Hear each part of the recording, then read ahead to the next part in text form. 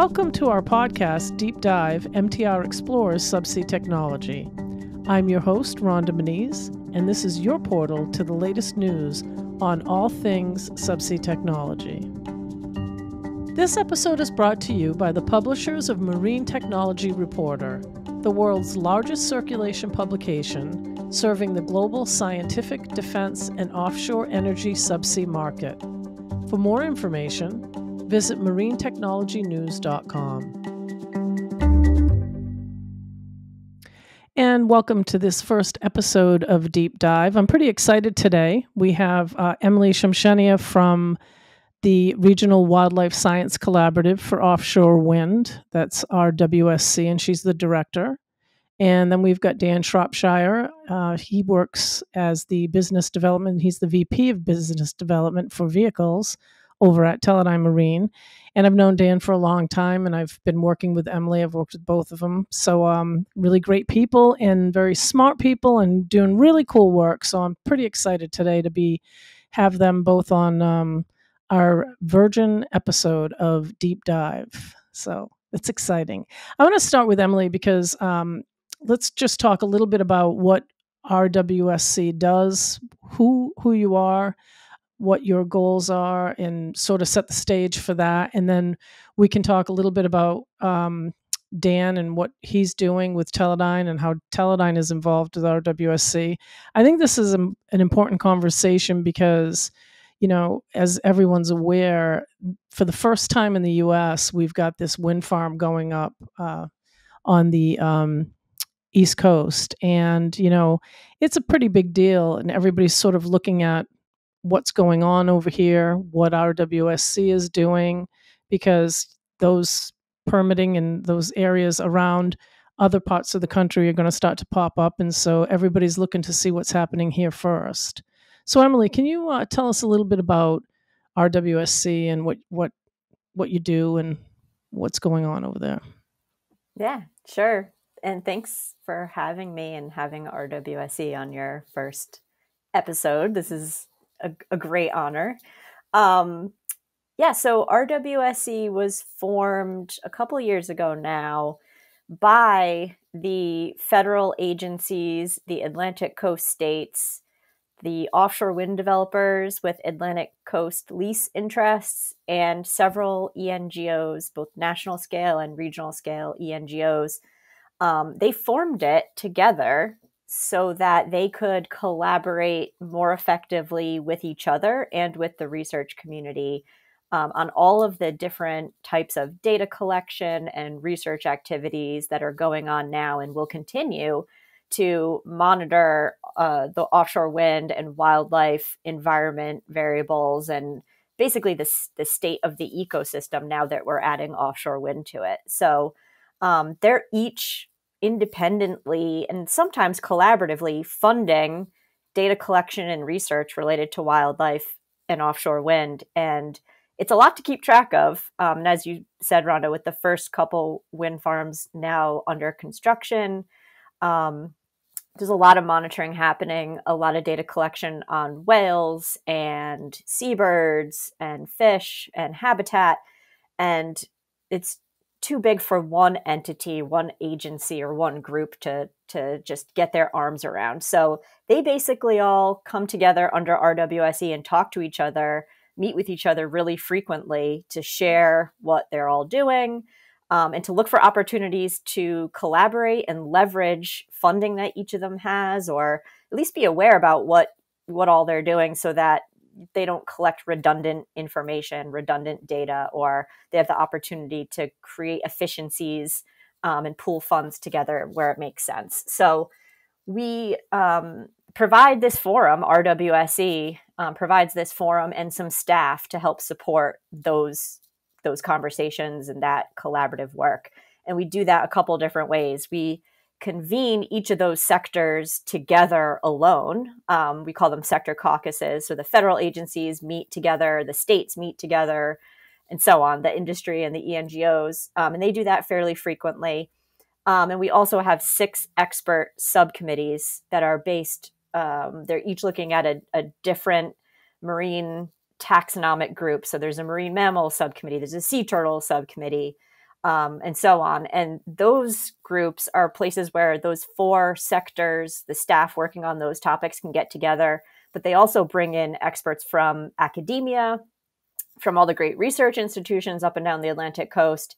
And they share information, review monitoring plans, review analysis methods, talk about some of the observations they're all seeing out there in the field.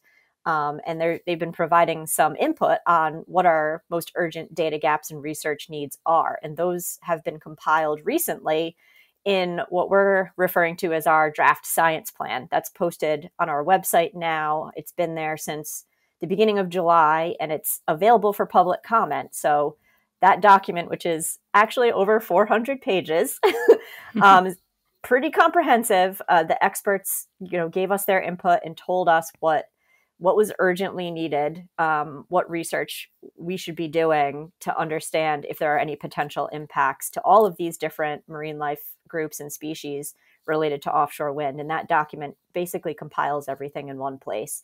And it describes some of the ongoing work so we can understand, well, if this is happening over here, should we be using a similar method over there, so that one day the data are comparable and we can pool that information and look for regional scale or broader impacts or potential effects from this offshore wind development on the ecosystem.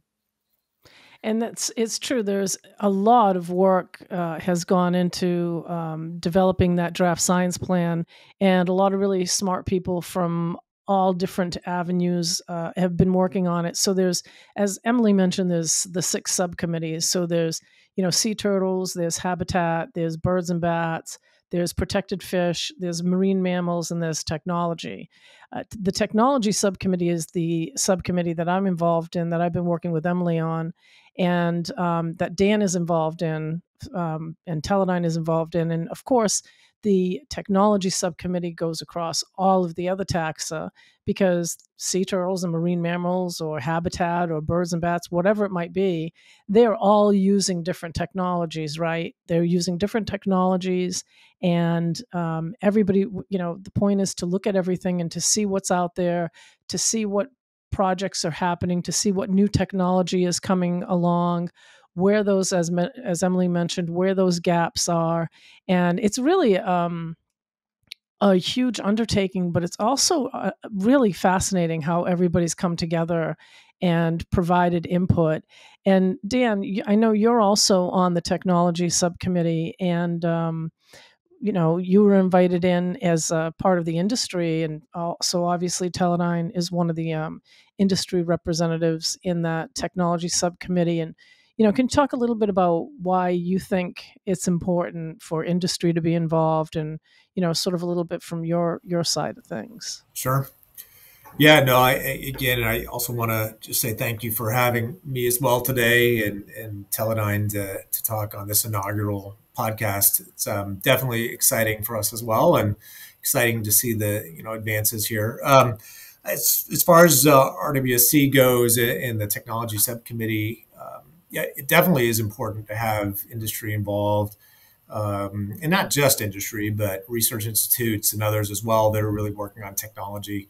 That we can bring solutions to the problems that are being presented in a way that hopefully makes it, easier, or, makes the data more reliable, so that, it's either easier to gather that data, perhaps doing it in a more safe manner such that people don't necessarily have to be involved, or whether that's doing it in, places where, humans really can't go, or it's not really great ways of gathering data. And I think in this particular case, around the windmills and the wind farms, that is the case. It can be a fairly dangerous or hazardous environment. So involving technology in a way that doesn't rely on humans is definitely advantageous.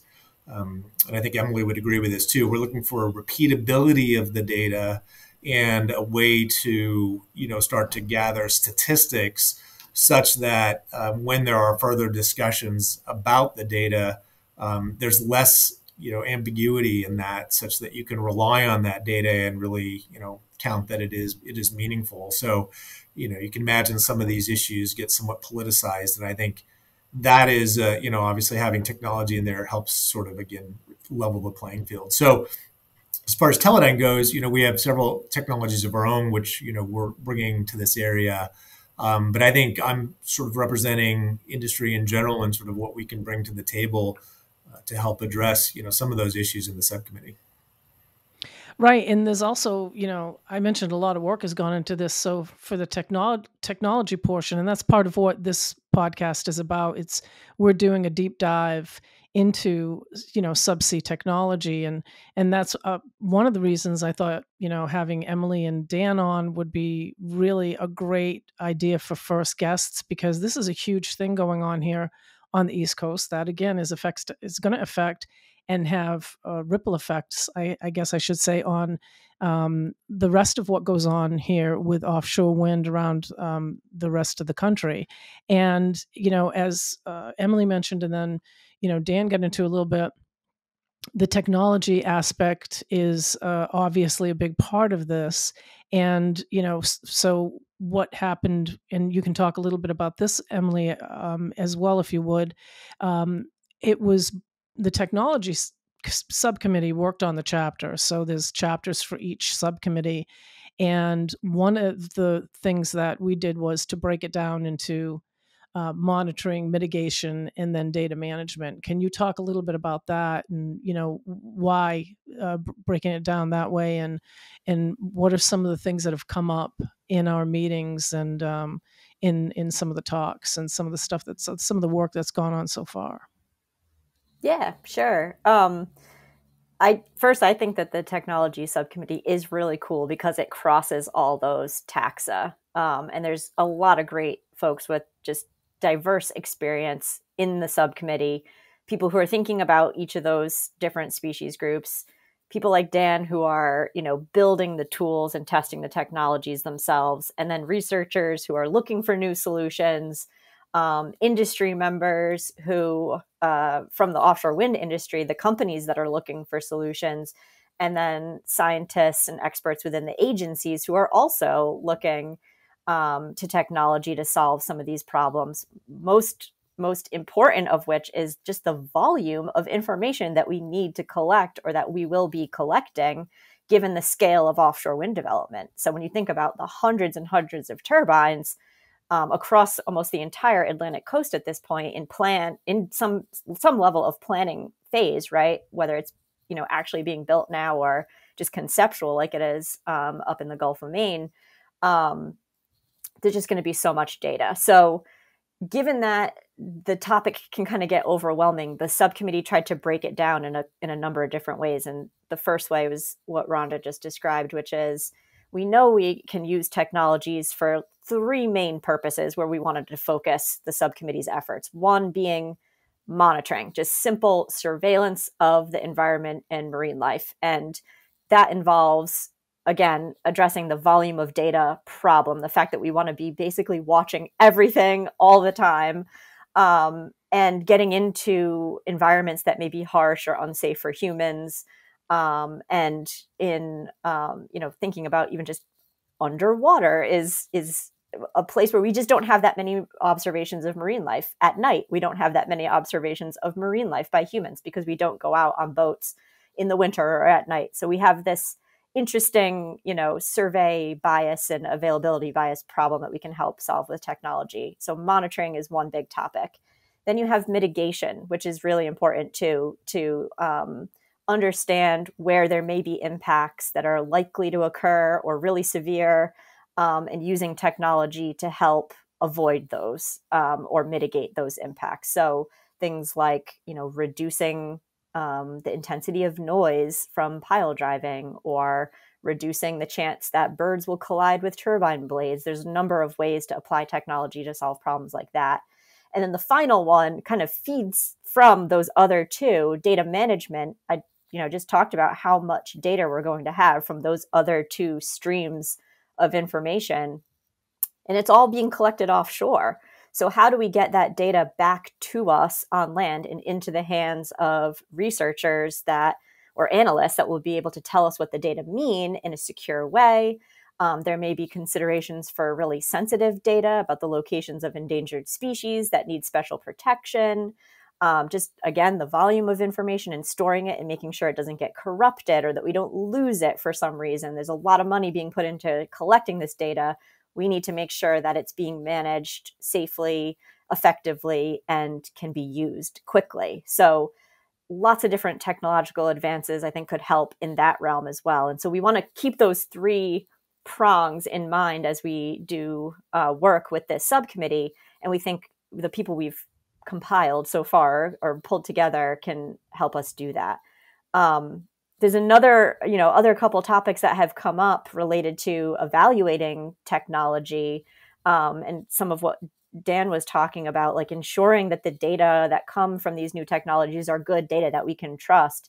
The subcommittee is really interested in that as well, and maybe convening a workshop series in the near future to kind of understand and start thinking about ways that we can consistently evaluate technologies to be able to determine how good the information is, with respect to maybe traditional methods or some of the older, more reliable tools that we all know and have tested and kind of grown up learning about in school and our education. Now we have all these new tools on the horizon. Just need to know more about them and make people more comfortable using them, make them more familiar to the research community so that there's higher uptake and use. And this subcommittee has really embraced advancing that topic as well.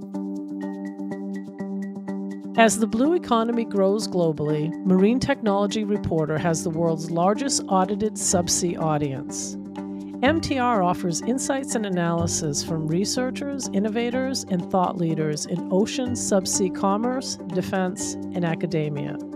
At MTR, we always stay one step ahead. For more information on how you can stay on the cutting edge, go to www.marinetechnologynews.com. And Dan, can you talk a little bit about where in those three areas, Teledyne or technology specifically, Teledyne, of course, where you think that Teledyne fits, the technology that Sure. you develop, older technology, newer technology on the horizon type Sure. of technology?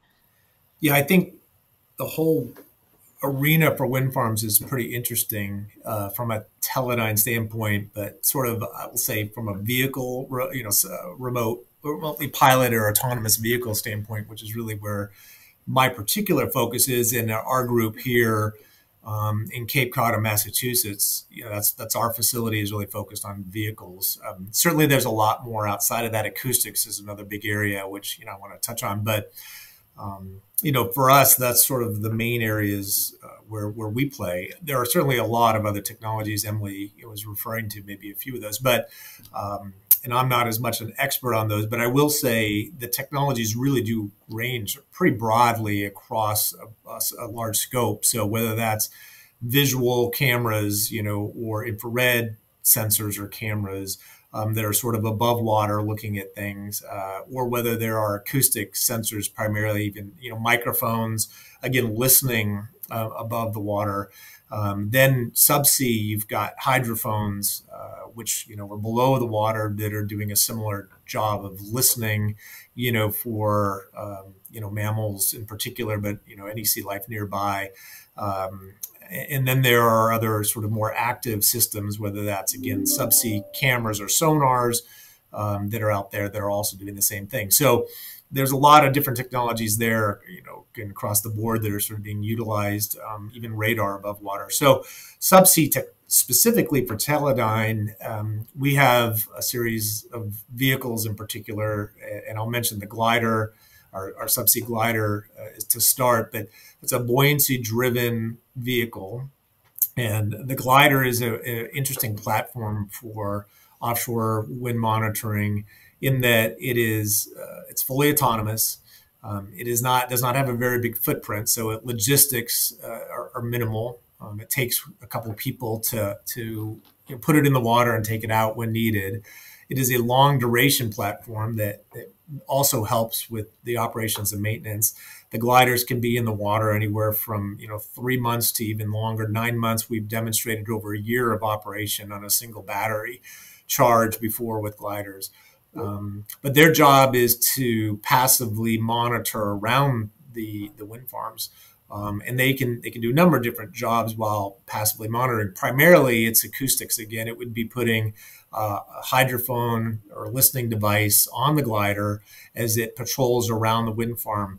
And we can detect mammals almost a kilometer away from a glider that would indicate that they're in the area. And after that data is downloaded and processed, you can even identify the species of mammal. So it gives you a good idea somewhat of count of those animals, also proximity to where the wind farms are and location. So you're getting quite a bit of information there just from a single unit that is patrolling. And again, once it's in the water, it could be 9 months just off doing that. And you can also have multiple gliders, so coordination around these wind farms of these units so that you're covering much broader areas. So a kilometer may not sound like much, but you put several units in the water and you can cover quite a bit of area with not a lot of units. So those are some examples of some of the work that we are doing at Teledyne to help in this area. And we've partnered with a number of academic institutions, most namely Rutgers University, on working on this problem. So there's a number of people right now looking at these types of solutions and working on them. Yeah, it's amazing how much is going on, really. Emily mentioned it earlier in the conversation. There is just so much out there, and to sort of put it all together and take a look at it and try to organize it and make it so that, it's, so people can take a look and have everything there in one spot. It is definitely a challenge. And one of the things that has been interesting, and I want to ask you this, Emily, because I know that you get asked this 100 times. So because RWSC is really at the forefront, right? Really designing the blueprint on some levels of what a lot of other similar organizations that will come up in different areas around the country will want to do. I know that this has come up a few times. Is RWSC is regional, right? So it's a regional wildlife science collaborative, and it's going to stay regional, right? It's not going to end up spreading around the rest of the country. Because I know you get that question a lot. I know people ask me that question a lot too, and so I wanted you to be able to explain a little bit about that too. Yeah, sure. It is some of the most common questions that I get is about our geographic scope and our study area. So when the entities that I mentioned came together to envision this concept, they were all Atlantic coast based states and federal agencies. And that the Atlantic is, of course, where the first wind turbines were installed off of Block Island. It's the first, commercial scale projects being installed right now are on the Atlantic coast. So it made sense that this concept for RWSC was kind of born from that need. And they envisioned, or, they were addressing this need where, like, data collection starting now, we need to coordinate, let's form an RWSC. But the concept is entirely portable to other places. And that's kind of the beauty of it, is that you can replicate and build off of what the Atlantic Coast RWSC has done, probably in many other areas, when you bring together the appropriate experts in each of those sectors, right? So in the Gulf of Mexico, for example, you might have different offices of those same federal agencies, but folks with the expertise in the ecosystem in the Gulf of Mexico being involved, and the Gulf of Mexico states instead of the Atlantic Coast states, and the developers who have interest in developing offshore wind in the Gulf of Mexico, and ENGOs that know that ecosystem well and know the stakeholders well, right? So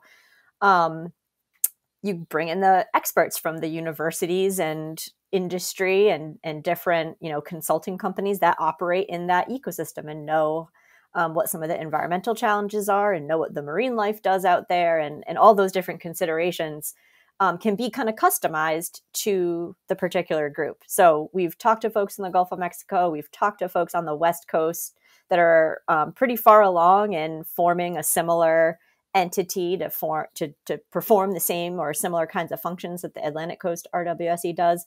And all of our materials that we develop and maintain our governance structure, which talks about all the different subcommittees and groups and all the stakeholders, our meeting notes, our draft science plan, all of that is available on our website, completely open for people to take and modify, or take and study and come ask us questions about, what did we learn, what worked and what didn't. We're happy to share all of that so that, similar efforts can spin up in other places.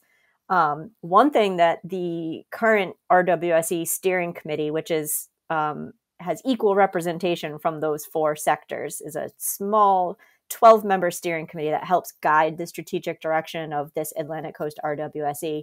One thing that they've mentioned to me is they think it would be really helpful and really important to convey to other regions that we're working through some challenges that are kind of relevant across the board, regardless of your geography. So data management challenges, data standardization challenges, things that don't necessarily depend on where you are located physically in the country.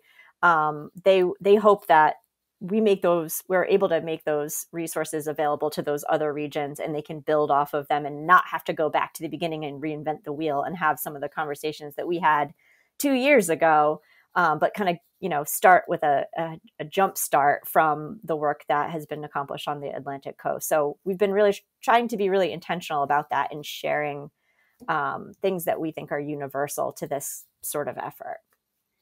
And when you say the Atlantic coast, can you just talk a little bit about what that footprint is, from where to where, so people get an understanding of the coverage?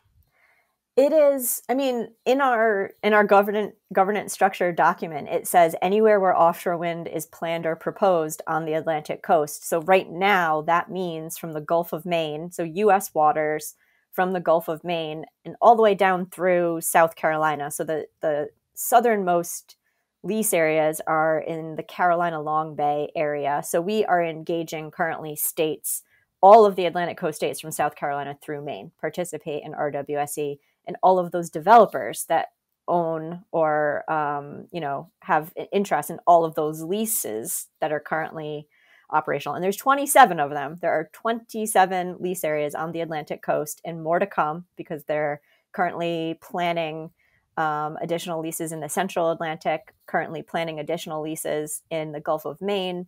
They're each working through a stepwise process that BOEM makes public and very transparent. So in due time, we'll have leases there, but those states have kind of foreseen the need to be involved, and we've got really good uptake that entire length of the coast. Dan, you better start building more vehicles over there at Teledyne Marine. It sounds like you're going to need to. With a year-long battery life, how far can you get? I'm curious. It has to get back, so what's the round trip like? Well, I think the one glider I mentioned, which is called Silbo, is the name of it. It's our own glider. We had purposefully launched it to do long duration missions, kind of stretch it to see how far we can go. But I think that was 13,000 kilometers on that one flight. So wow. Long ways. That's amazing. That's so cool. It's pretty exciting. It's definitely transoceanic crossings. we've done several of those. So cool. And it's also, because I've talked with some of the other universities too, but it's also the tagging, the animal tagging as well, is another application for using the AUVs at least. And I know the gliders in addition. I know the University of Alaska Fairbanks, Hank over there is using, he's been tagging salmon, and they're tagging, I think, the North Pacific right whale.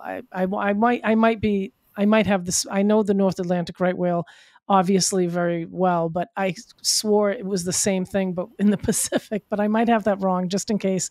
I don't want to have any mammal person come down on me. Well, but I know there's a species of whale that they're tagging up there too. They're doing some other interesting work too, where they're using AZFPs, which are high frequency echo sounders, but to look at biomass. So you can look at smaller scale animals, phytoplankton, et cetera, under these instruments, and basically get density counts, which is the same. So you have a glider with that sensor mounted on it now, that's doing these deep dives.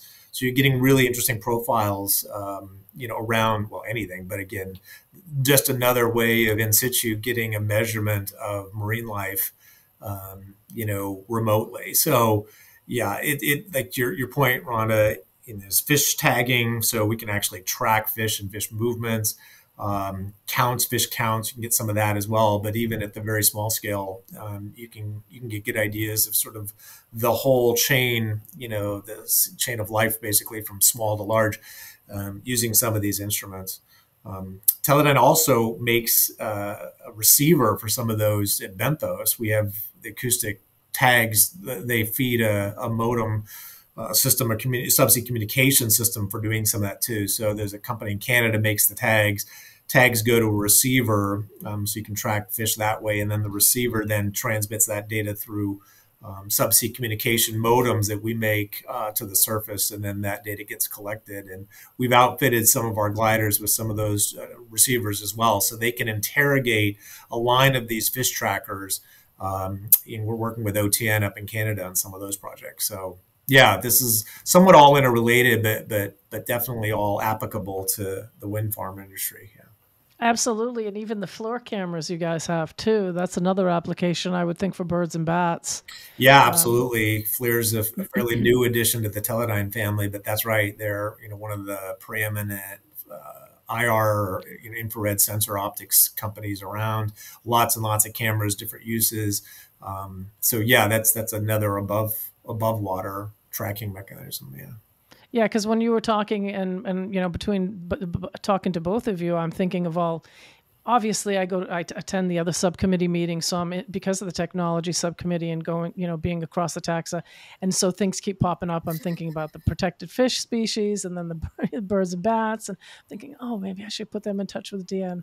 Maybe I should leave Dan alone. That's okay. No, we'll take it, right? I mean, it's all good stuff.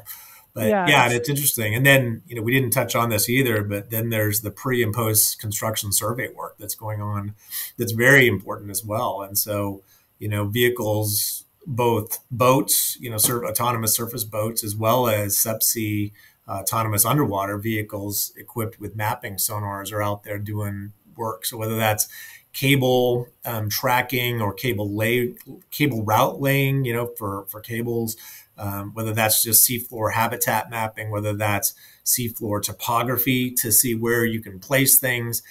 These vehicles also have sub bottom profilers, but these are bottom penetrating sonar, so you can look 50 meters under the sand to see what the structure is, so that you know what you're building on top of or into. So there's lots of technologies, again, even post or pre and post construction of the wind farms, which are utilizing some advanced technologies. So yeah, it's a pretty exciting world. We're really happy to be part of it, and yeah, it's fun to watch. It is, and that's why it's great to have you on the technology subcommittee, because you guys are doing a lot. You have a lot of technology and it across all the taxa for a number of applications. So yeah, it's true. It's been really good having you on that technology subcommittee for sure.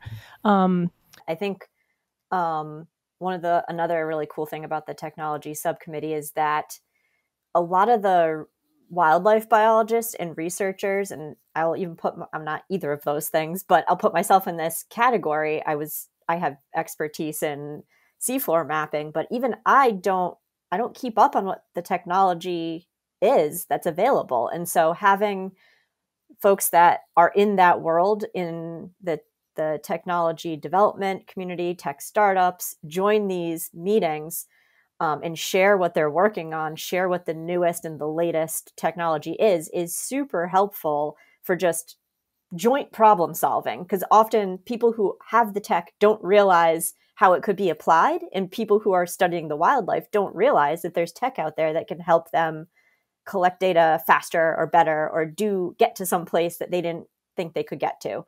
So the call to action, I think, Rhonda, is anyone that has an interest in this field can feel free to join these technology subcommittee meetings. We call them subcommittee meetings, but they're really open entirely to the public, and people can participate from across sectors and wherever you're coming from. We invite that participation. We do post everything online, and we record everything so that folks can go back to the archive and read up and see what you missed. But we really welcome participation from everybody, because that makes our problem solving better. And often new people coming in have this, creative lens that we all don't have, because we're thinking about this problem for a really long time or something like that, right? So the participation, we just really want to encourage folks to not feel weird about coming in and lurking. A lot of people do. A lot of people just come in and listen, and we think that's great. So we welcome everyone. That's a really good point. And it's funny because that's an excellent point, because even being in the technology subcommittee and going to the other subcommittee meetings, all of these things that come up, exactly what you just said, happens so often that now we're having other subcommittee leads come in and speak in, like, I've talked in the protected fish meeting in turtles, and we've got the turtle lead person who's for that subcommittee come in and talk to protected fishes, and she'll come into and it's exactly what you said. There's all of these there's all this overlap and all of these problems that need solutions coming up in all these different areas and for different applications and different species and different taxa. And it's true. It's a great way to be able to have people collaborate and all sit at the same table and discuss everything. So it's been a really cool experience for me personally. And I agree. I encourage anybody that's interested, even in just going to RWSC.org and checking out, you can see their events. So all the subcommittee meetings are there if you want to go to one or any of them. And you can also go into each subcommittee has a public folder. You can look at previous meetings. You can watch the Zoom recordings. A lot of the subcommittees have summaries, and some of them are further along than others. So, the marine mammal subcommittee, for example, has a lot more meetings because they started a year previously than, say, the technology, which is we've had 4 meetings, but there's a lot of information there. And then, as we talked about earlier, there's also the draft science plan open for everybody to take a look at. So yeah, that's I agree 100%. It's a really cool thing to be involved in, and yeah, just jump on one of the meetings. Everybody does, and it's really fascinating. So I encourage that as well. So if you are interested in getting some more information, I just mentioned RWSC's website, but I'll mention it again. It's rwsc.org. And if you want to know more about Teledyne Marine's products and some of the stuff that we talked about with Dan today, you can go to teledynemarine.com and get some more information there. And you can always reach out and ask questions and get in touch with people. And it's a really cool group of people, both at Teledyne and RWSC, and everybody's really friendly. So, reach out and take a look and see what's there. It's some amazing stuff going on. It's really cool. I'm excited and pretty proud to be a part of it. So thank you guys so much for being on the first episode of Deep Dive.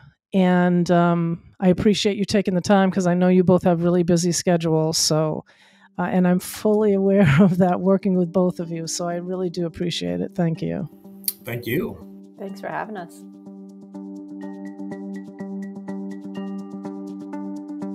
This episode of Deep Dive was brought to you by the publishers of Marine Technology Reporter. Interested in being a guest or a sponsor for Deep Dive? For more information about this podcast and many other opportunities for your company to stay informed and in the know, go to marinetechnologynews.com. And as usual, hit like and subscribe anywhere you get your podcast.